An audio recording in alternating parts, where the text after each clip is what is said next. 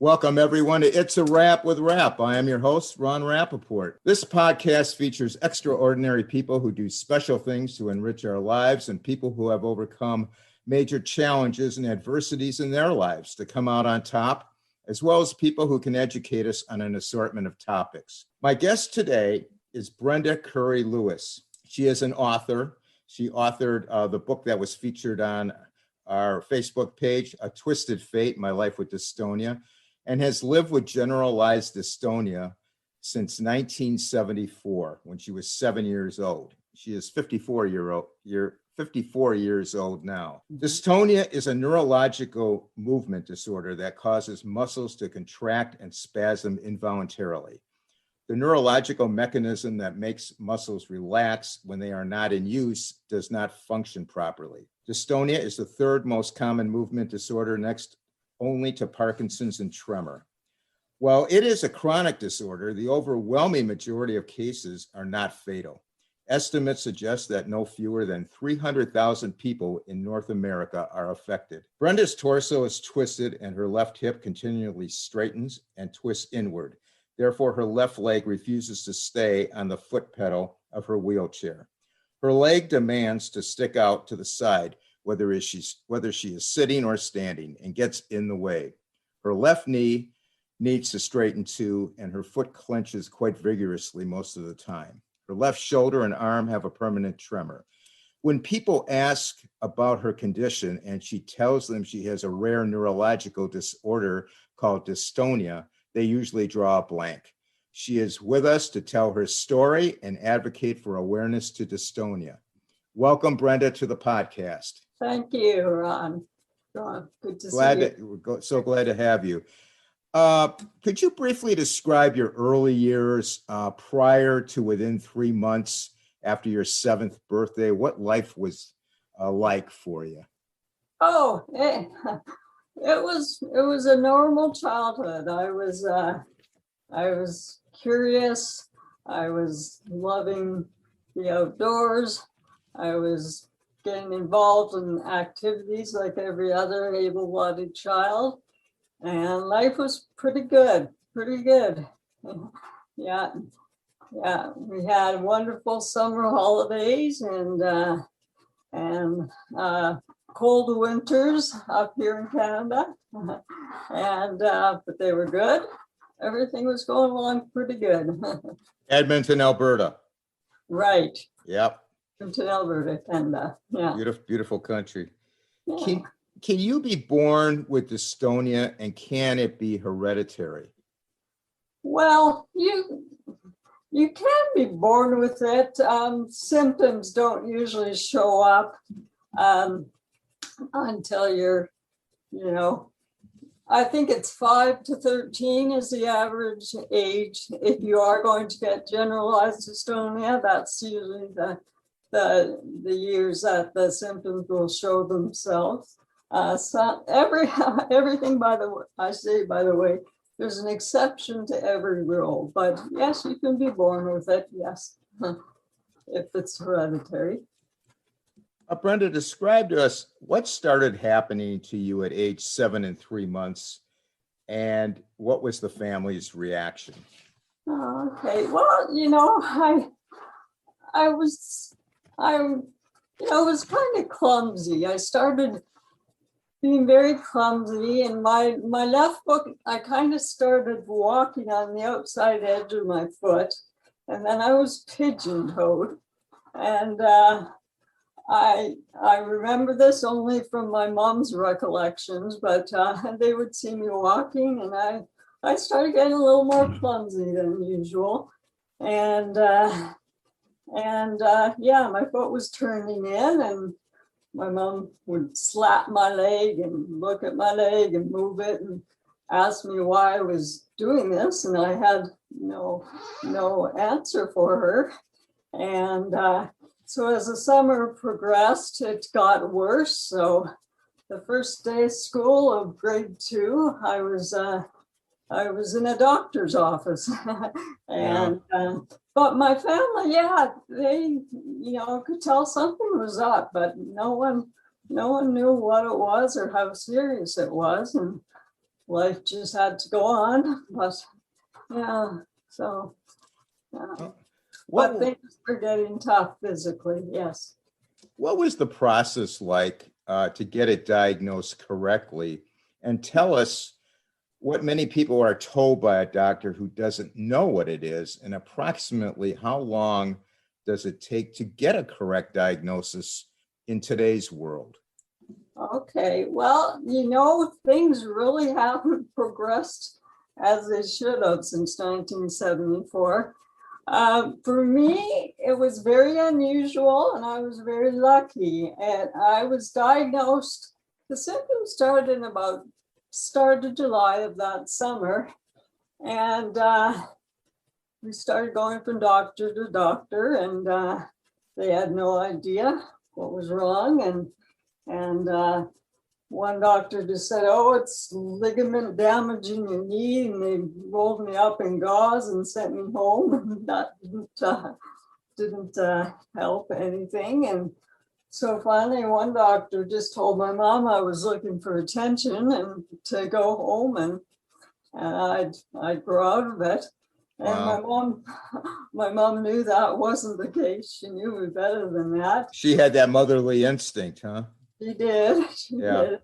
And she's quite a feisty woman and wouldn't settle for that. So luckily, we had a relative who was a doctor who knew a pediatric neurologist, and my mom was talking to him and saying that we had an appointment with this doctor, but it was months down the road. But we knew him, and he said, "Oh, well, I think I can pull some strings here and get you a appointment right away." And he did. And he admitted me into the hospital right then and there, and did extensive tests, x-rays and EEGs and everything to rule everything out. And after 2 weeks of testing, he was able to say that I had dystonia.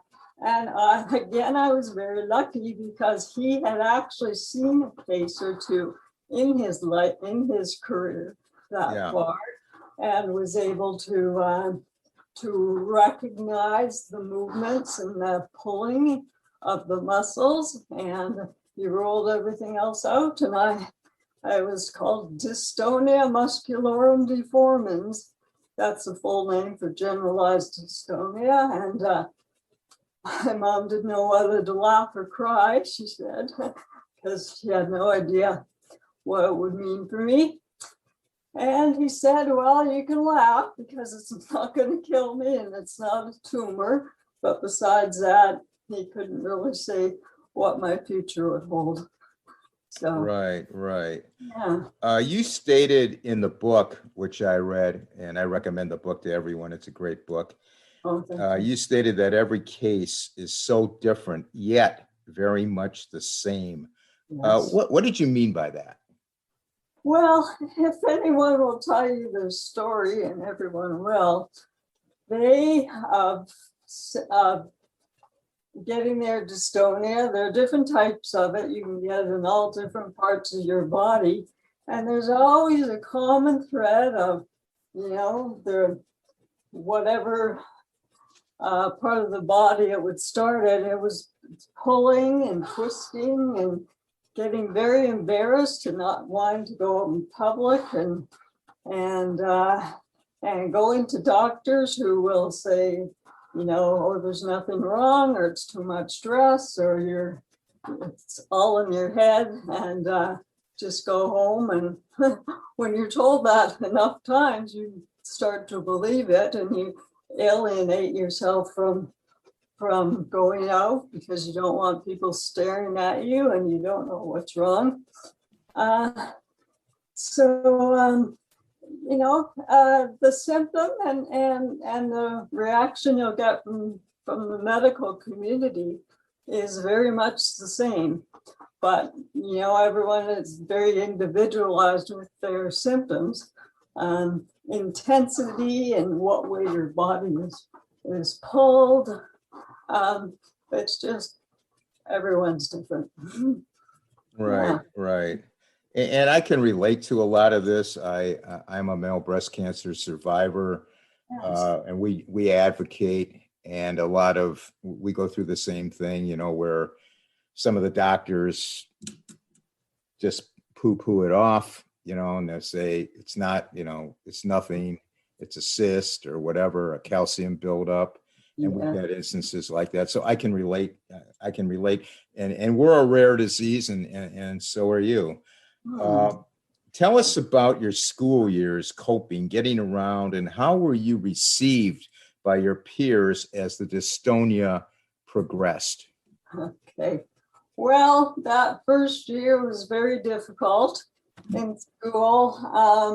I was now in grade 2, and then the second grade classes were all on the second floor. And I tried and wanted to be as independent as I could and just drag myself up the stairs, with a foot that was doing what I wanted to do and wouldn't do what I wanted to do. And I'd be just dragging and pulling myself up the handrail up to my class. And of course, I was getting attention from my symptoms, and attention I didn't want. And I remember I used to walk to school with a friend every day in grade 1. And in grade 2, she didn't want to be seen with me, so she'd walk on the other side of the street. And that confused me. And stuff like that was starting to happen. And you really notice differences. Yeah. And the other kids had known me when I was perfectly physically able, and now I wasn't. And it's confusing for all of us, I think. Sure. Yeah. So. Can you briefly tell us about your 9, and I repeat, 9 brain surgeries at a young age, the result and the effect on your family? Okay. Well, I had a brain surgery called a thalamotomy. Quickly, there is a brain surgery that they do today. It's different, but it wasn't around in the 70s when I required it. But it required sticking a probe into my brain, and they would target a certain area of the brain, and I would have to be awake for it because they would send a little tingle through a certain area of the body. And if that tingle was in the area that was where my dystonia was acting up, they would, freeze those cells, kill them, and hopefully, take the symptoms away. And the first one did no good. And the second one, I had great results, but only for a day or two. And things went back to where they were. And then we went home. And then I went back and did the same thing again. And they hit a blood vessel in my brain. And that caused a stroke-like reaction on my right side. So they were all pretty devastated about that. But in the long run, it was a godsend because it took away my dystonic symptoms. But then we thought, well, okay, I'm on the right track again. I'll have a limp and all the rest of it. But let me take a moment out of the podcast to mention the CARE Project, Inc., a nonprofit organization created by Carrie Madrid of Riverside, California, who is herself a breast cancer survivor and a past guest on this podcast. The CARE Project, Inc. provides emotional and financial support for both male and female breast cancer patients. The CARE Project realizes that while patients are undergoing or recovering from treatment, most cannot work full time and therefore their incomes are significantly less than usual. This means that everyday necessities become luxuries. The CARE Project aims to help with those very needs so the patient can focus on healing. Some of the ways the CARE Project helps financially is by issuing grants for utility bills and rental assistance, Uber, Lyft, or fuel cards to help with transportation to and from treatments.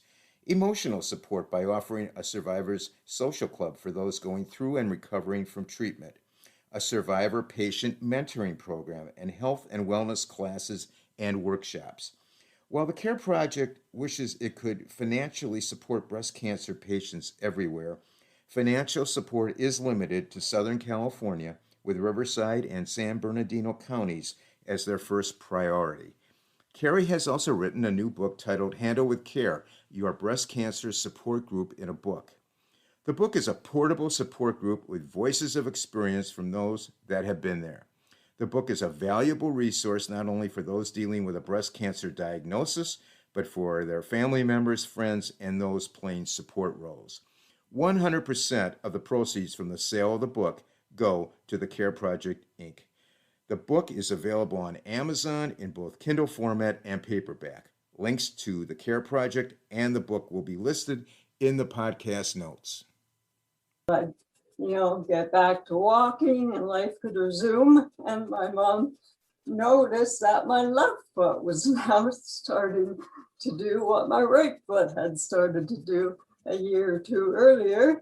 So they operated on the other side of my brain, and I don't really know what happened, but ever since I woke up from that surgery, I've had a tremor in my shoulder and my arm that limits me in some ways and not others. So we were told this surgery was really the only option for me because medications really weren't doing a whole lot.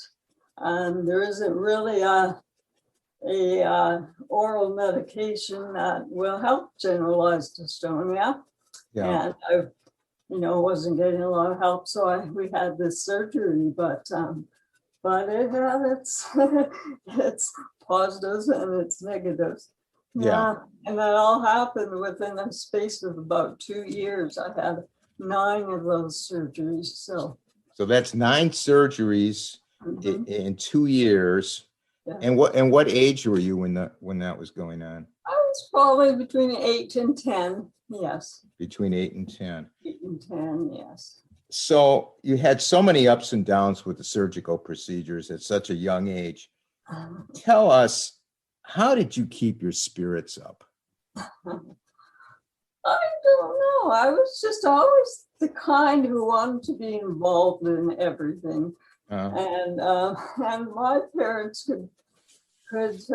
could see very well that I was now being pushed to the sidelines and wasn't able to, interact the same way I used to with my friends. And it was tough. And I did whatever and my parents worked very hard to get me involved in things, even if it wasn't in the same capacity. And I don't know, I guess I've always been a fairly happy kid, no matter. Well, that's what. good. Yeah, that's very good.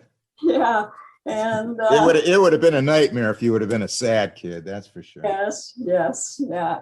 Yeah, all the people I know with dystonia have great outlooks, don't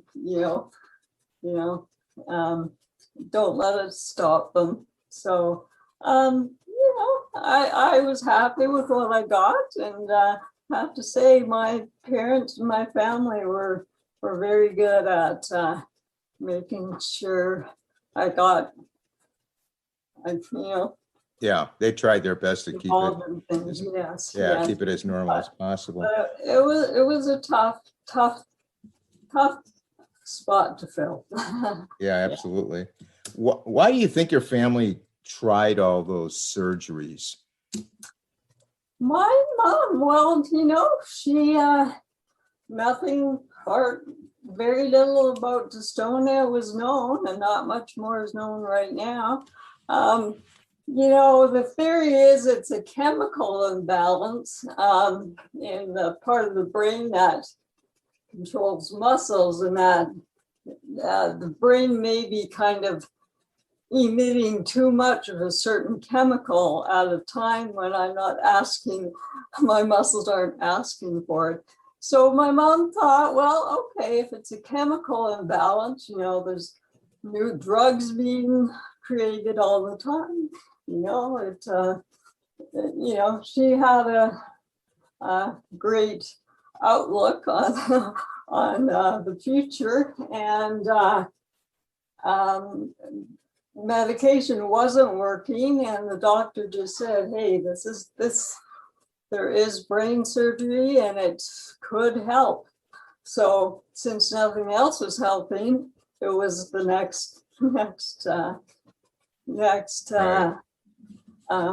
answer. So we went for it, and finally, after the second slip up, whatever happened with my right or left arm, that was over, and we wouldn't resume any more surgery or brain surgery when we move on to a new chapter. Right. Are there any effective treatments or a cure, or is surgery just the option?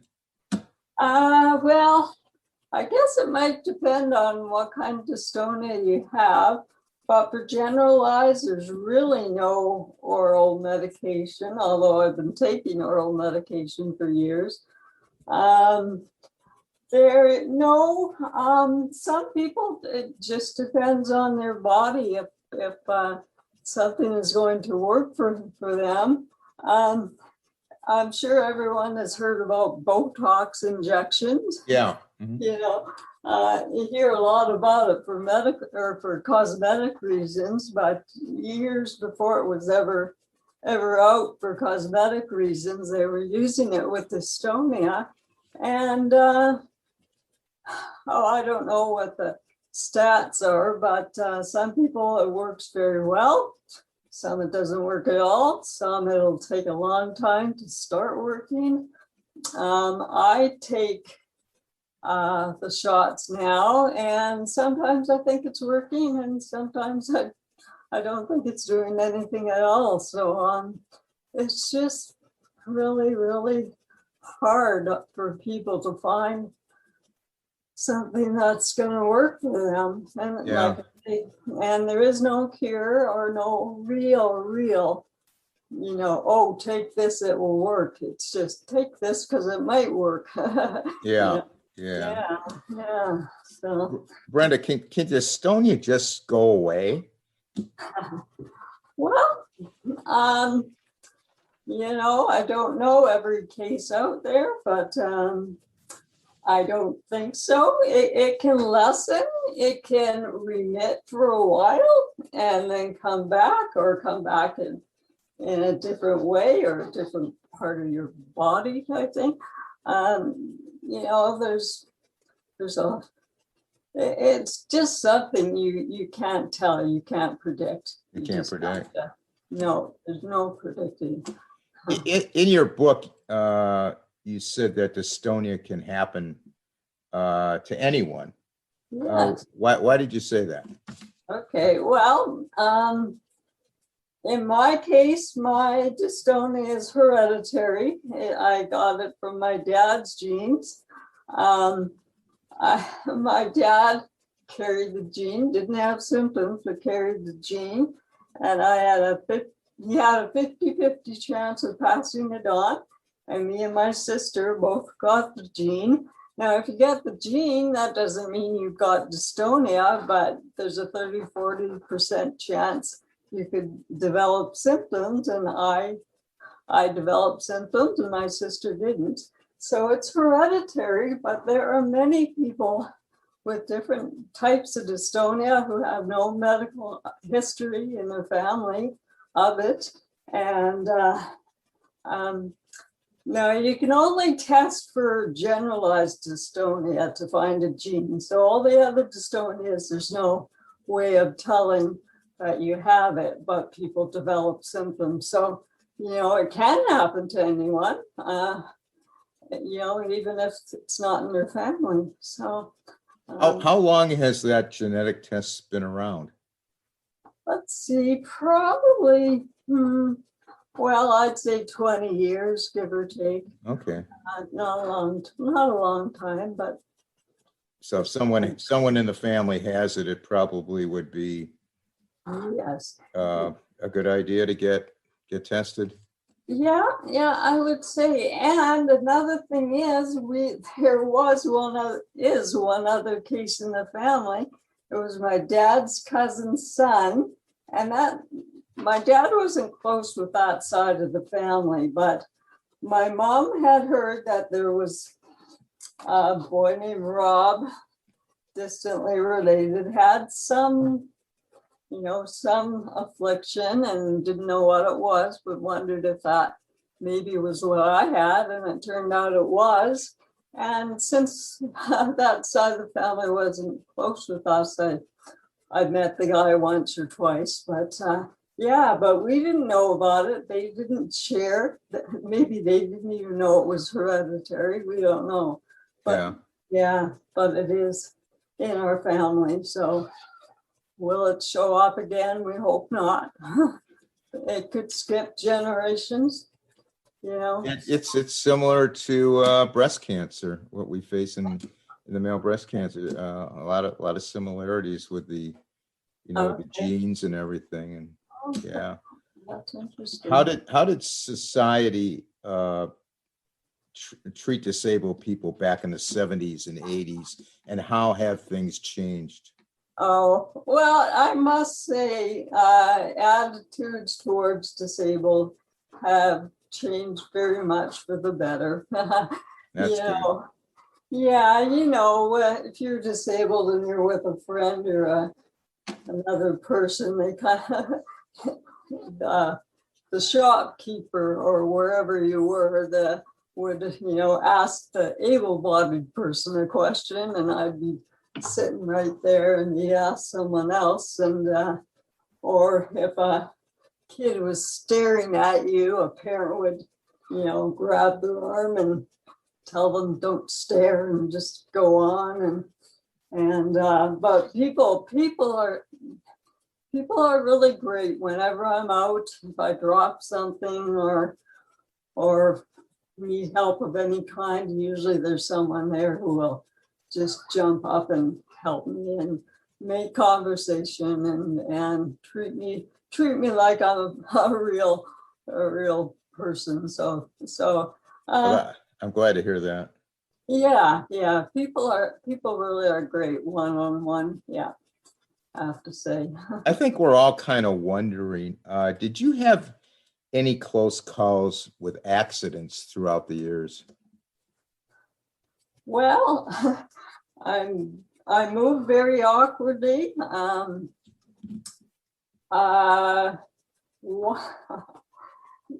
no, nothing too bad. There is a story in my book about how I fell into a campfire. I believe I read that. Yes, yeah, that was. I think God intervened in that one for me. I was in a rickety old wheelchair, and my drink was on the ground on the other side on the right side, and I was left-handed, and I reached over to grab my drink, and right into the fire I went, and my friends were quick acting and pulled me out and rolled me down the hill and hosed me down. And I had long red hair at the time, but I was in French parades, and I was in a hockey jacket, and the hockey jacket kind of melted, but it had an asbestos lining, and that saved me from going up in flames. So that was a close call. I was so lucky not to be hurt or have any terrible burns, but stuff like that. Yeah, a lot of times I'll be standing, or if I do walk every once in a while, I do look very awkward, and I give a lot of people great shocks when they think I'm gonna be doing a nosedive, but for some reason I don't fall. I can write myself, but yeah, Wow. I'm very awkward. Can you describe to us some of the daily things dystonia affects in your life? And what are some of the most frustrating things about living with the disease? Oh, wow. It's a big struggle. Your muscles work against you. They don't care where you are, in what tight quarters you're sitting or anything like that. Let's see. Let's say putting on my shoes. When I was young, shoes are designed now a lot better for comfort, for putting on, but when my foot would clench up, trying to put my shoe on could be a very emotional part of my day, with my mom trying to like balling up your fist and trying to put on a glove. It's just not It's just not not gonna going to work. work. Yeah. Or it will work, but you've got to work at it. And Yeah. that my hip kind of straightens out, which makes me lean backward, and then I twist. And I wear a back brace, and when I twist, my shirt or whatever I'm wearing will bunch up and twist around, and I'm forever pulling my clothes back in the right direction. And just I don't know. I guess I'm so used to it now. I don't see any of these things as the big problem that they are. But those type of things are just really frustrating. Somewhat frustrating. Yeah. Yeah. Can you briefly tell our audience the different forms of dystonia? Okay. Well, I hope I don't leave any out, but you can get it in your neck, where your neck is pulled to the side, pulled back, maybe tremor back and forth. You can get in your voice box, where your voice is very forced and very deep and very breathy. You can get in your jaw and your tongue. I know a woman who's jaw is clenched shut 24/7, which really, the muscles on the side of her face are very painful because they're strained all the time. Let's see, you can get in your neck and your shoulder. You can get in your eyelids, where your eyelid will flutter or just snap shut at any given time, and you're taken off guard by that. So sometimes you're considered legally blind, yet you can see perfectly well. But I'm probably forgetting a whole bunch of different things, but you wouldn't think all of these things would be related and all the one disorder. They all have their own names, of course, but it's just involuntary movement. Yeah. All originating in the brain. Yes. And go ahead. One thing, I don't know this for sure, but I think dystonia is the only neurological disorder where there's absolutely nothing wrong with your muscles. It's just the signals that are being sent to the muscles. Whereas Parkinson's and MS, there's all some degeneration of some sort within the muscle. Right. But dystonia, it's not in the muscles at all. It's in the brain. Yeah. Can you tell our audience who Rick Hansen is and how did he inspire you? Okay. Rick Hansen is a wheelchair athlete from Canada. He had a spinal cord injury to his back, which left him paralyzed from the waist down. He was an athlete, and he decided that paralysis and his affliction needed awareness. So he wheeled himself around the world to raise awareness and money for spinal cord research.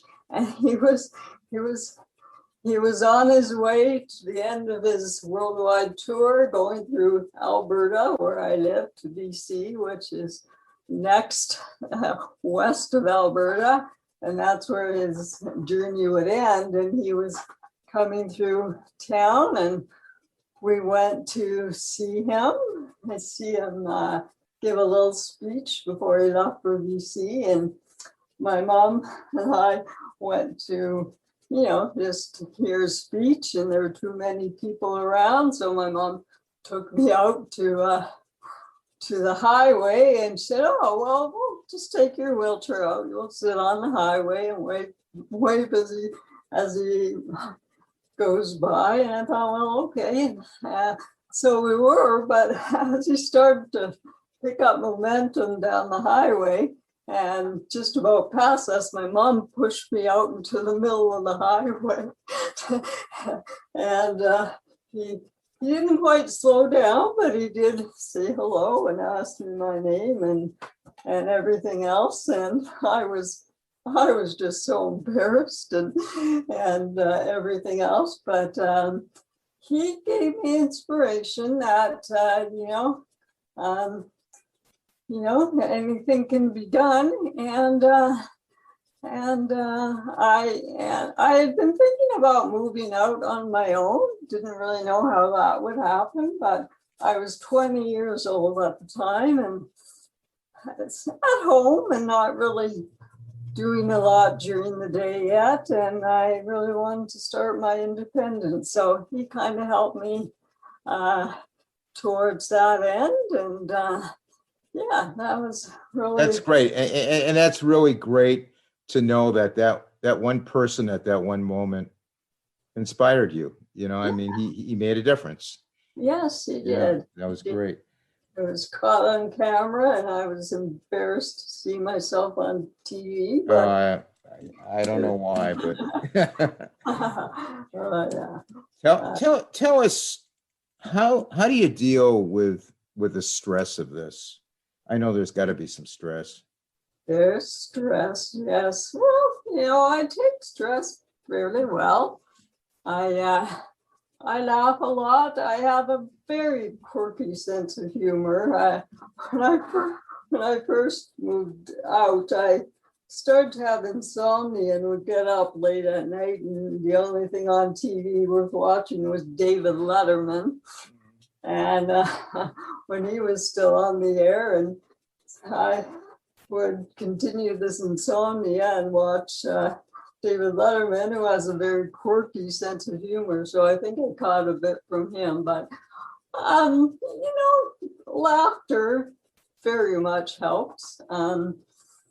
But, it builds up and comes to a point where I can get really mad at what's physically happening to me or socially, or just really it's built up to a point where I kind of just blow up. And I'll only do this when I'm on my own and no one was around, but I'll scream and I'll maybe throw a thing or two and get it all out of my system. And then it'll be gone for a few months anyway, and it might happen again. But that's pretty well how I deal with it. You just learn. Yeah. After all the time, you learn to handle it better. Brenda, how is life for you now? How are things going right now? Well, things are going pretty good. For many years, like up to the age of 18, I would always see doctors, and I had a great orthopedic surgeon who would recommend doing certain surgeries or braces that he thought, might help. And but once you turn 18, you're kind of forgotten about.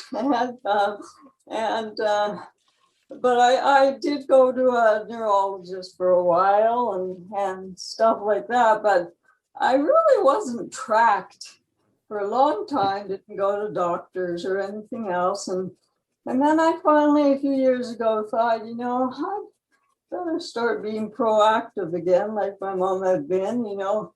There's really probably nothing new out there that would help me, but let's take my condition into my own hands. And so I've started going to physiotherapy. I have a therapist who deals in neurological disorders, and I go there every couple of weeks. And I'm really glad I started doing that because I'm stretching, I'm working my right arm, which is my stroke arm.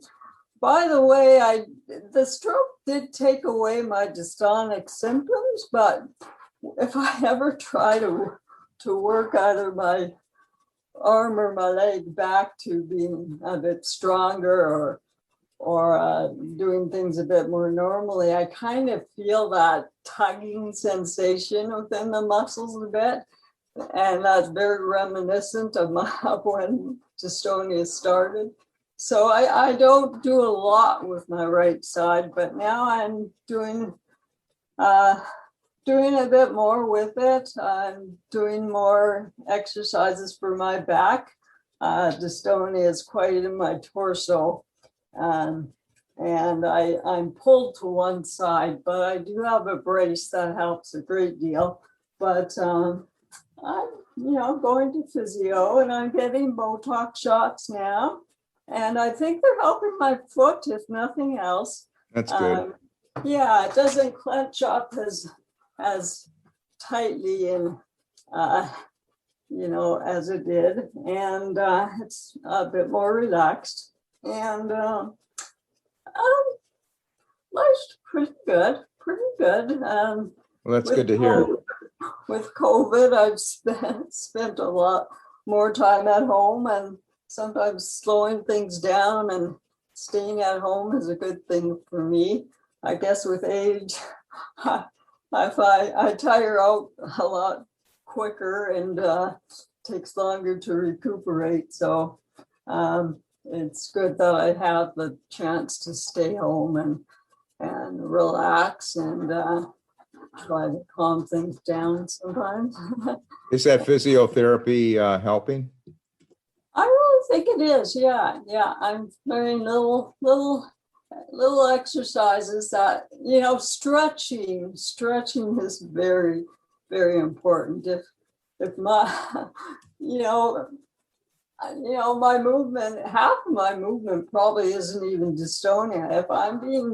If one of my leg or my hip or whatever want to pull me in one direction, I do everything in my power to stretch and move in the other direction so that I'll loosen up, and I can maybe help my posture a bit that way. So I stretch a lot, and I'm learning different stretches to do at physio. So yeah, it's helping. A question comes to mind. I'm sure a lot of people are thinking, is there any pain involved with having dystonia? You know what? Many, many, many people with dystonia classify it as painful. And I have to say, for me, it's not. And that's good.